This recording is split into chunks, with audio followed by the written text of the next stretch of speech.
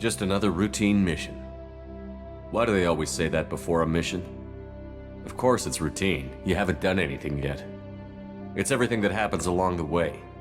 The choices you make, the paths you choose, that turn the routine into anything but. Of course, that's how it started. A routine mission, answering a distress call.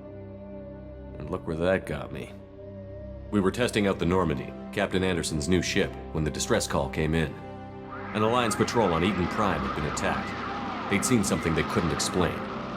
And whatever it was massive. I hit the ground with my lieutenant, Caden Olenko. A good kid, loyal, by the book, with a talent for biotics. We came across the patrol. Gunnery Chief Ashley Williams.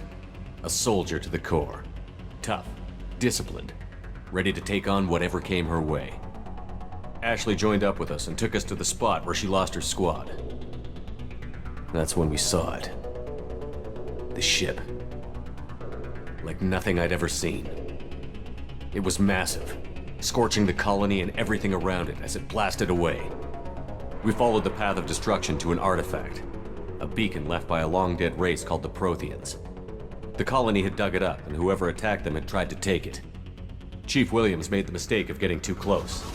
It hit her with some type of energy. I grabbed her and threw her out of the way. That's when it hit me. Hard. Every muscle in my body went rigid. I couldn't move, could barely breathe. Everything went black. And then I saw something. A vision. Dream. A nightmare. By the time I woke up, we were halfway to the Citadel on our way to meet the Council. I was expected to explain what I'd seen.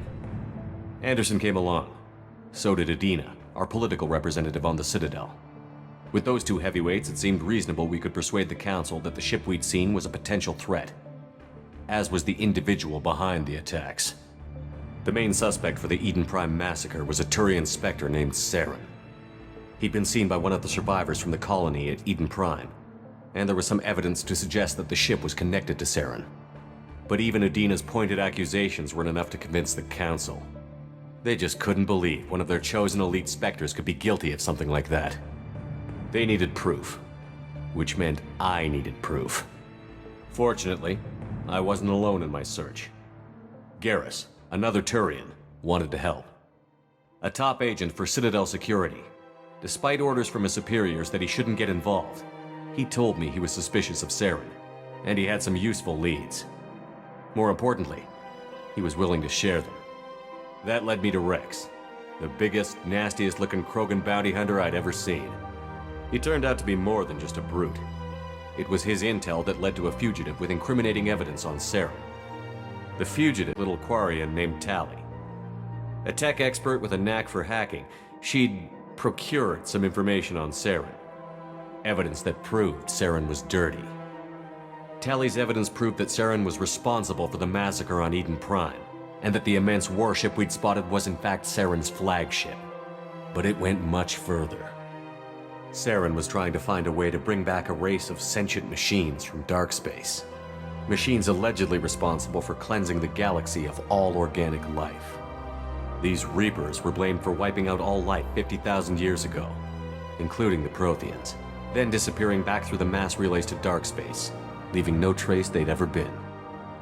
That explained why Saren was after the beacon, and it made some sense out of my visions.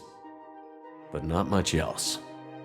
We couldn't convince the Council that the Reapers were a threat, but they agreed Saren had to be stopped. They stripped him of his Spectre status and gave me the honor of becoming the first human Spectre. My first task? Bring down Saren. Anderson decided to stay behind, giving up his ship, the Normandy. He told me I would need it more than he would. He also pointed me in a direction. Liara, a Prothean expert, adept in biotics, and maybe most importantly, daughter of Benezia, Saren's top lieutenant. And like most Asari, as beautiful as she is intelligent, and born with a unique ability to meld with other species. Liara was able to help me decipher some of the vision the beacon had given me. Nothing concrete, but it gave me some clues. And a new appreciation for the Asari. Her technique for accessing my vision was unexpected, but not at all unpleasant. Ashley was a little concerned about the connection I shared with Liara, As commander, I knew either relationship had the potential to interfere with the mission. I decided discretion was the better part of valor, and kept my focus on our goal, finding Saren. Thanks to Liara's help, we had our next lead, Benezia. Saren had taken her to Novaria, where he'd enslaved a dangerous race of insect-like creatures, the Rachni. He ordered Benezia to use the same technique Liara had used on me to extract information from the Rachni Queen. The Queen's drones were everywhere, and they weren't happy. We had to fight through hundreds of them to get to Benezia. By the time we arrived, Saren was gone, with the information. I tried to reason with Benezia, but Saren, he had somehow acquired the ability to control people's actions and wills.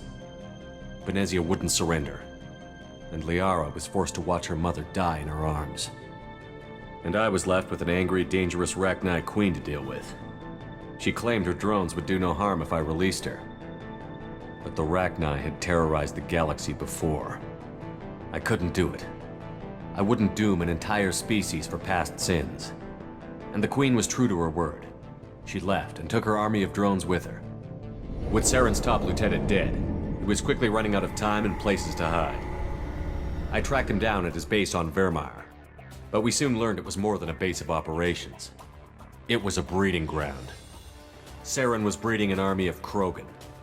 He'd found a cure for the genophage, a disease inflicted on the Krogan to prevent them from breeding and taking over the galaxy. But the Krogan Saren was breeding were slaves, mindless beasts that obeyed Saren's will. I had to destroy the base, and all its research. Rex disagreed. Violently. Rex wanted the genophage cure for his people. I tried to convince him to help me destroy it, that these Krogan weren't real. But he wouldn't back down. Fortunately, Rex is smarter than he looks. He realized this wasn't the way to help his people, and that Saren was the real threat. When we finally got to the center of the base, I realized just how close Saren was to completing his plan. He was already in communication with the Reapers. Sovereign, Saren's flagship we'd all assumed was just a ship, was a Reaper. It spoke to me, threatened me. I could feel the menace it had for every living thing. It wanted me dead. It wanted us all dead. And I knew it was capable of doing just that. What I couldn't understand was why Saren would help it. But there was no time to think about it. Sovereign knew where we were. We had to destroy the base and get the hell out. I split up my team in 2 squads, sending Ash with one and Caden with the other as a distraction. We had a nuke, and we planned to use it. Before we could detonate the bomb, Saren showed up. We fought. I stalled him to make time for my team. And in talking to him, I realized the truth. It wasn't Saren who was indoctrinating everyone. It was Sovereign. The Reaper. And Saren was in deeper than all of them. He tried to convince me he was still in control. Said he found a way to reduce the Reaper's influence, but he was kidding himself. Or believing the lies Sovereign was telling him. Before I could convince him to stop, he ran, leaving me just seconds to extract my squad mates. I tried, but I wasn't fast enough. I could only save one of them. Caden was a good man, and a great soldier. But I had to choose, and I chose Ash. That was the last time Saren would slip away from me. I knew then, the next time we met, one of us would die. With my team mostly intact, we chased Saren and his army to Ilos, a long-lost planet that had once belonged to the Protheans. As we prepared for what we knew would be a desperate fight, I spoke to my crew. We were just one ship, against Saren's growing army. I assured them all that despite the odds, we could defeat him. I'd never tell anyone, but I had my doubts. Leaving Caden behind had hardened my resolve, but revealed a soft spot in my defenses. How many more friends and allies would I be willing to sacrifice in order to stop Saren? We arrived on Ilos, close behind Saren. Once on the planet, we discovered a Prothean databank that helped me put the final pieces of my vision together. The Reapers had come 50,000 years ago, and every 50,000 years before that, each time purging the galaxy of life.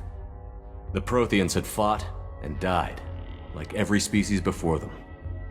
But a few survived long enough to leave a parting gift. The Protheans had discovered that the Citadel was the key to controlling the mass relays.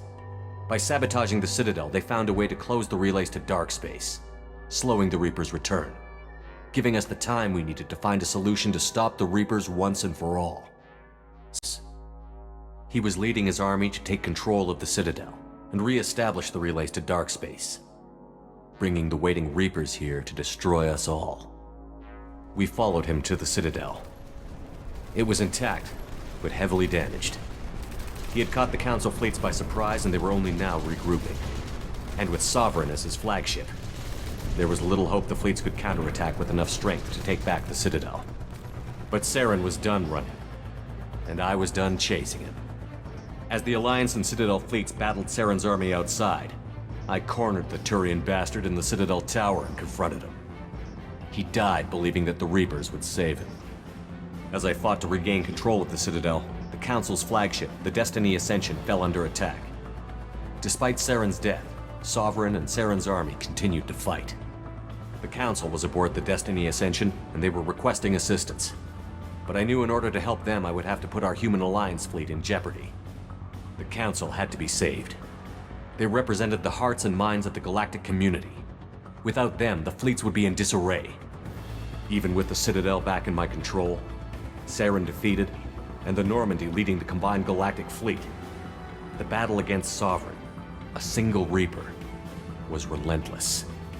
It took the combined fleets of humanity and the other races, but in the end, Sovereign fell. But the costs were immense. While humanity's efforts in the war earned us our first seat on the Council, it was a hollow victory. The Reapers were still out there. I knew the fight was far from over, but as the one who'd led the fight against Saren, I was given new responsibilities. The choice of humanity's first counselor was left for me to decide. On the one hand, Udina, the lifetime politician. Ruthless and ambitious, he would easily navigate the political landmines that would soon be put in front of him. The other choice, Captain Anderson, the career soldier. Tough but fair, but a friend, and someone I could trust.